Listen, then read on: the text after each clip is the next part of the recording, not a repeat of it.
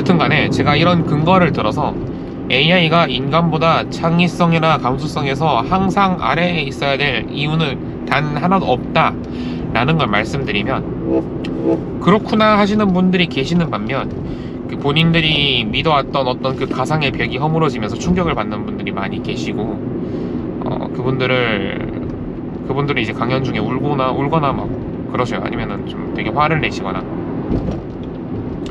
뭐 어쩌겠습니까, 사실이 그런데.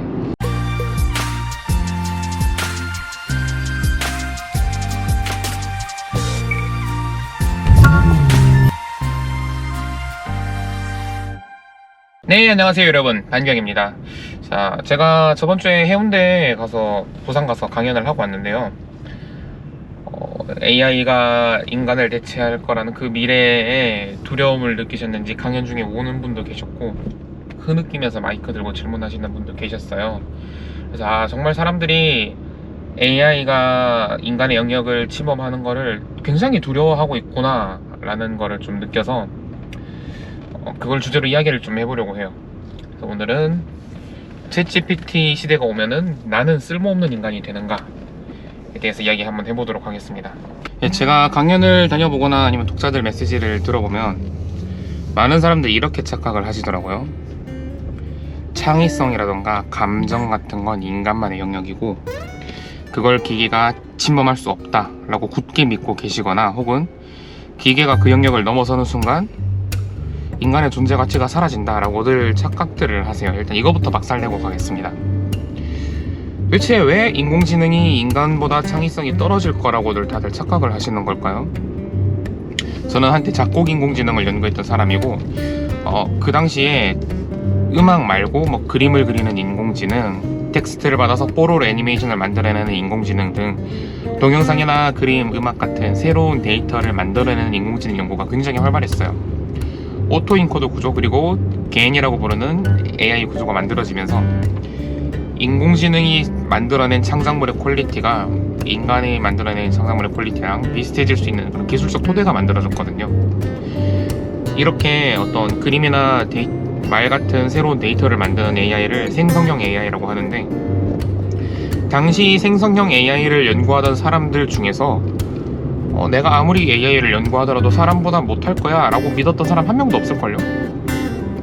그렇지 않아요? 내가 만든 인공지능이 사람보다 더 그림을 잘 그릴 수 있어, 내가 만든 인공지능이 사람보다 작곡을 더 빠르게 할 수 있어, 이런 믿음이 없다면 애초에 그런 분야의 연구를 시작하지조차 않았을 겁니다.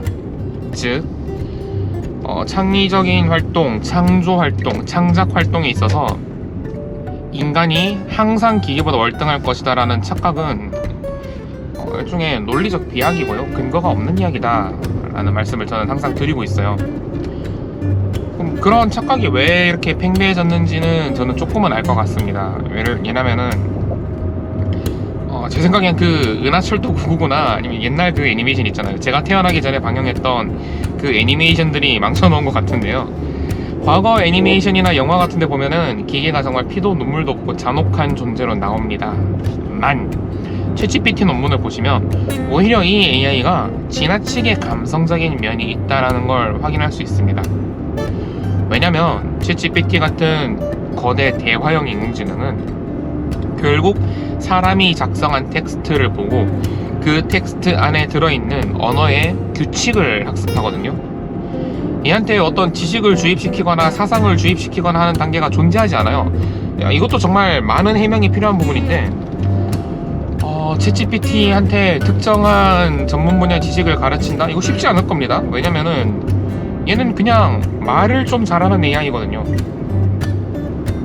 말을 워낙 잘하다 보니까 자기가 학습할 때 썼던 그 언어 출처 중에 있었던 과학기술 분야라든가 정보 분야의 내용을 조금 이렇게 끄집어내서 그럴싸한 문장으로 구사하는 기계지, 그러다 보니까 얘는 자기가 학습한 텍스트에 들어있던 인간들이 감정을 표현하는 방법까지도 학습을 했습니다. 즉 학습 데이터 중에서 고전 문학 많이 들어있었겠죠. 또 감정을 다룬 SNS 글 엄청나게 들어있을 거고요. 블로그 글 이런 것도 많이 들어있을 거고, 유튜브 댓글들 같은 것도 학습을 했을 가능성이 높겠죠. 즉 이 AI가 학습한 출처에는 이미 감정이라는 자료가 녹아있는 데이터가 많기 때문에 AI 역시 좀 감수성이 존재하는 것 같아 보인다는 쪽으로 행동을 하게 되는 거죠. 그래서 작년 6월에 구글의 람다 개발팀에 있던 블레이크 르모인 씨가 우리가 구글이 만들고 있는 AI에 자아가 있다, 이 친구 감정도 있고 감수성도 있고 지성이 있는 것 같다 라고 오해를 해서 폭로하고 다니다가 잘렸잖아요. 그런 챗GPT 같은 채팅 앱이 유행하더라 라는 현상만 보는 사람은 절대 이해를 못할 거예요. 왜냐면 본인의 관심사가 거기까지니까 내가 가볍게 들은 정보, 내가 갖고 있는 상식, 그리고 나의 바램, 그것들을 적절히 버무려서 뇌에서 막 섞어내서 막 이런 AI는 이런 현상을 갖고 있을 것이다, AI는 이건 하지 못할 것이다 라는 허상의 벽을 만들어 놓고 있는 거예요. 그래서 객관적으로 이런 AI가 출시됐을 때 그 AI 기술에 대해서 논문이라던가 혹은 제작자들이 밝힌 입장들을 읽어보는 사람들은 견해가 달라질 수밖에 없습니다. 챗GPT는 오히려 인간보다 더 감정적으로 행동할 수도 있습니다. 그런 내용이 논문에 있었고, 그러다 보니까 저는 그 사람들에게 이렇게 왜 AI가 인간보다 더 감수성이 풍부하지 못할 거라고 단정 지으세요? 라는 질문을 하고 다니면서 깨트려 줄 수밖에 없어요. 왜냐면 이제 저는 사실을 전달해야 되는 사람이니까. 이번에 침착맨 방송 보니까 이걸 글을 넣으면 AI가 쓴 건지 사람이 넣은 건지 분석하는 게 있는데 좀 사람이 쓴 거 같이 유창한 건 넣으면 AI가 썼습니다 라고 결론이 나오고, 정말 AI가 쓴 것처럼 단편적인 단어를 다닥다닥 붙여서 만든 걸 넣으면 인간이 쓴 거다 이렇게 나오더라고요. 그거 되게 재밌었어요. 결국 기계를 흉내내는 인간과 인간을 흉내내는 기계는 이미 서로의 영역을 충분히 넘나들고 있지 않나라는 생각을 하게 되었습니다. 여튼간에 제가 이런 근거를 들어서 AI가 인간보다 창의성이나 감수성에서 항상 아래에 있어야 될 이유는 단 하나도 없다 라는 걸 말씀드리면 그렇구나 하시는 분들이 계시는 반면, 본인들이 믿어왔던 어떤 그 가상의 벽이 허물어지면서 충격을 받는 분들이 많이 계시고, 그분들이 이제 강연 중에 울거나 막 그러셔요. 아니면은 좀 되게 화를 내시거나. 뭐 어쩌겠습니까, 사실이 그런데. 아무튼 그런 충격을 이미 이쪽으로 좀 알고 계신 분들은 충격을 별로 받지 않았을 것 같은데요, 전혀 모르다가 갑작스럽게 이렇게 얻어맞으신 분들은 충격이 좀 컸을 거라고 생각은 됩니다. 그래서 이런 질문을 하시더라고요. 정말 AI의 발달이 나의 자리를 빼앗아가서 나를 쓸모없게 만들까? 이런 고민들을 하시는데 저는 이렇게 말씀드리고 싶어요. 그 AI를 적극적으로 사용하는 사람은 2인분, 3인분, 10인분, 20인분의 생산성을 발휘할 수 있어요. 그 생산성을 발휘하는 능력을 가지고 뭘 해야 됩니까? 기계랑 경쟁을 해요? 아니요, 기계한테 못 이겨요. 옆 사람이랑 경쟁해야 돼요. 동종업계에 있는 다른 사람보다 내가 조금 더 빨리 AI 배워서 남들 PPT 하나 만들 때 나는 2개 만들 수 있고, 남들 엑셀 파일 하나 정리할 때 나는 10개 정리할 수 있고, 그게 경쟁력이에요. 그렇게 경쟁자들 도태시키면서 끝까지 살아남는 게 제일 중요할 것 같고, 그럼 그 과정에서 도태되시는 분들은 어떻게 되냐?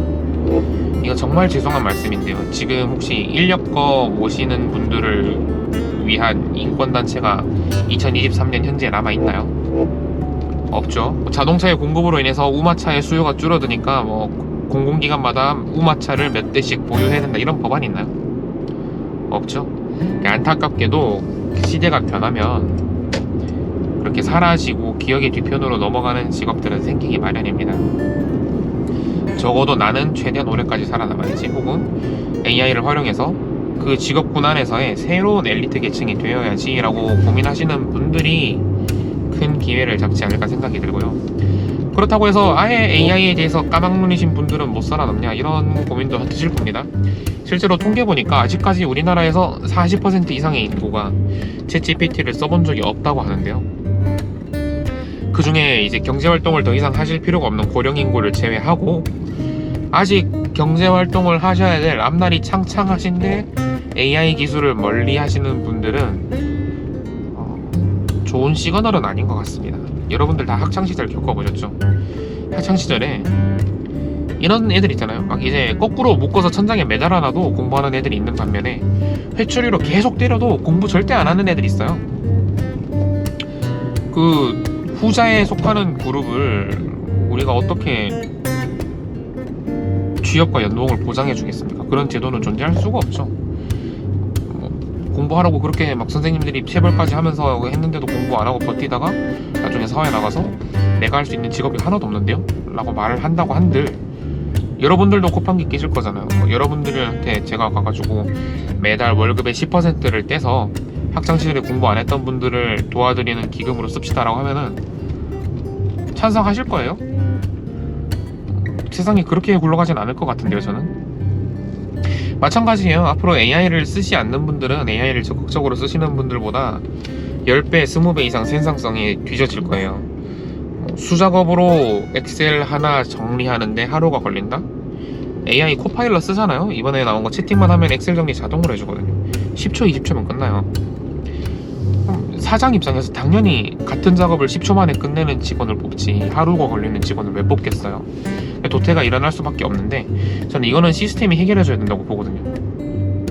앞으로 의무교육에서 AI에 관심 없는 그 부류들을 강제로 AI 사용법을 주입시키고 또 이제 세상이 너무 급변하니까 희망자들에 한해서 사회활동을 하던 중에도 어떤 변화된 세상에 적응할 수 있는 교육을 열어주면 좋겠어요. 요즘 중고등학교는 초등학교, 중고등학교는 인구가 적어서 폐교할까 걱정이거든요. 그런데 구미였나 포항이었나? 어차피 학교가 텅 비었으니까 시니어들을 데려다가 뭐 세상이 어떻게 바뀌었는지를 교육시켜주는 이런 식으로 만학도들을 모집하는 반일이 생겼대요. 거기 학생들이 하도 이제 입담이 세니까 선생님들이 좀 피곤하다고 하시지만 그렇게 어차피 학교가 점점 비어갈 거고 아이들은 태어나지 않을 텐데 그 사이에 좀 적응을 필요로 하시는 분들은 모아다가 밥도 주고 뭐 기숙사도 주고 하면서 AI 활용법 교육 같은 걸 시켜주는 식으로 생산성의 격차를 하위권에 있는 사람들을 챙겨서 좀 남들처럼 10인분, 20인분을 할 수 있는 사람으로 좀 훈련을 시켜주는 그런 제도가 필요하지 않을까 이런 생각도 듭니다. 항상 국가 단위로 움직이는 시스템에서는 평균보다 하위권에 있는 사람들이 평균 이상의 삶을 살 수 있도록 배려하는 방향으로 작동을 하잖아요. 복지 정책이 그렇고 IQ 검사도 사실 그런 용도로 만들어졌잖아요. 그러다 보니까 좀 저도 이 기술 본인의 역량과 상관없이 AI에 대해서 내가 얼마나 관심이 있냐 이거 하나만으로 만약에 사람의 경쟁력이 결정이 된다면 관심이 없는 분들에게 강제로 강제는 좀 그런가? 관심이 없는 분들이 AI에 대해서 관심을 갖고 활용할 수 있도록 교육을 제공해주고 분위기를 조성해주고 시스템을 갖춰나가는 게 지금 국가가 해야 될 일인 것 같습니다. 물론 지금 정부가 그런 데까지 관심이 있는지는 잘 모르겠지만 GPT-4라는 녀석이 워낙 대단하다 보니까 많은 직업이 실제로 영향을 받을 것 같고 그 과정에서 새로운 일손 때문에 옛날 일손이 밀려나가는 걸 막을 수 없는 일이라 하더라도 적어도 내가 왜 직업을 잃어버리게 되었는지를 이해를 할 수 있도록 도와줘야 되고 그리고 다시 약간의 재정비를 거쳐서 그 자리로 되돌아갈 수 있도록 시스템이 마련이 돼야 돼요. 그래서 그 좀 질문하시다 우셨던 그런 분들은 우리나라의 시스템이 그렇게까지는 받쳐주지 못할 것이다라는 생각 때문에 슬퍼하셨던 걸로 저는 생각을 하겠고 국가 단위로 나서주지 않으면 해결이 불가능한 상황이 아닌가 이런 생각도 듭니다. 하여튼 암울한 미래인 것 같아도요 이 정도를 고민하면서 옆 사람보다 내가 더 잘하려면 내가 뭘 해야 되지를 고민하는 것 자체가 상위 1%라고 생각해요. 진짜로 진심으로. 그러니까 여러분들 일상에서 어떤 AI 솔루션 챗GPT나 미드저니 같은 거 어떻게 사용하면 좋을지를 꾸준히 고민해 보십시오. 네, 그럼 오늘은 여기까지 하죠. 모두들 건강하고 행복하고 오래 살고 빠이.